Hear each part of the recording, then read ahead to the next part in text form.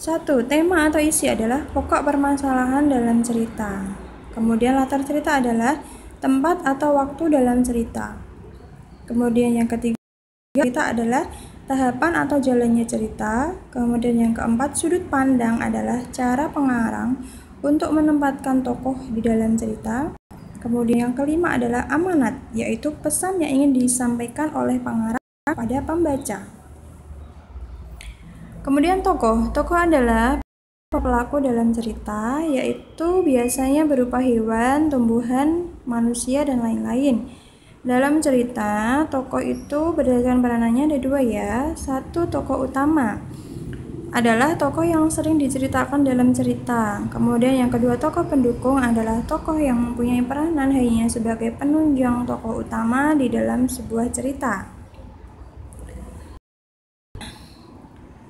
Tokoh bisa hidup dalam sebuah cerita itu tentu ada yang namanya penokohan. Nah, mereka itu saling berkaitan. Penokohan adalah watak tokoh dalam cerita.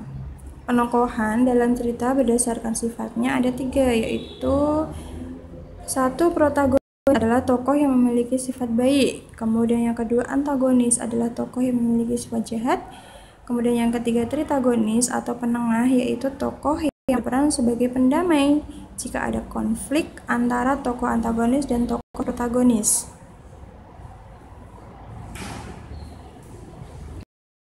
Nah, mari kita simak dongeng dalam LKS kalian ya, dibuka halaman 3.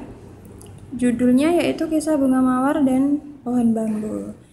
Di sebuah taman, hiduplah tanaman bunga mawar yang sangat indah. Tanaman mawar tersebut sedang berbunga, sehingga mengeluarkan aroma yang harum. Tanaman bunga mawar selalu menarik perhatian banyak orang yang berkunjung ke taman. Di sisi lain, hiduplah sekelompok pohon bambu yang tampak membosankan. Pohon bambu tersebut sangat iri dengan tanaman bunga mawar. Pohon bambu merasa kesal karena tidak ada orang yang mendekatinya. Kemudian pohon bambu berkata, "Hai bunga mawar, tahukah kamu, aku selalu ingin sepertimu, berbunga dengan indah dan memiliki aroma yang harum." Mendengar ucapan pohon bambu, tanaman bunga mawar tersenyum. "Terima kasih atas pujianmu, namun sebenarnya akulah yang sangat iri kepadamu." Kemudian pohon bambu menjawab, "Apa yang membuatmu iri kepadaku?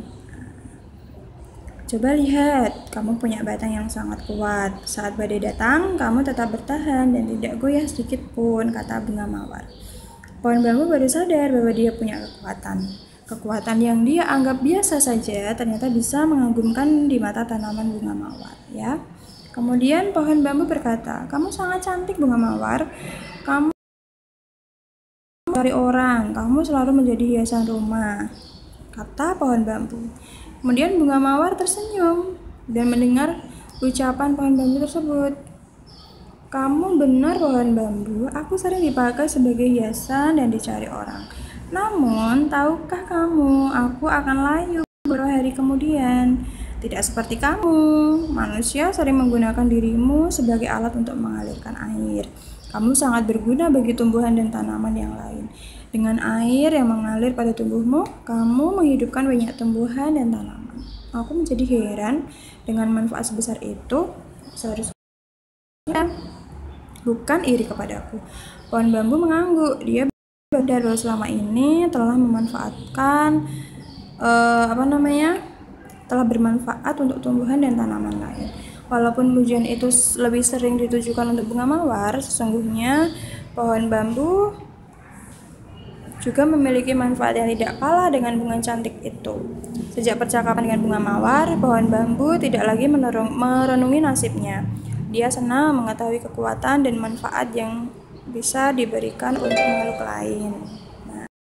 Oke, yuk mari kita bahas. Yang pertama, siapakah tokoh dalam cerita tersebut?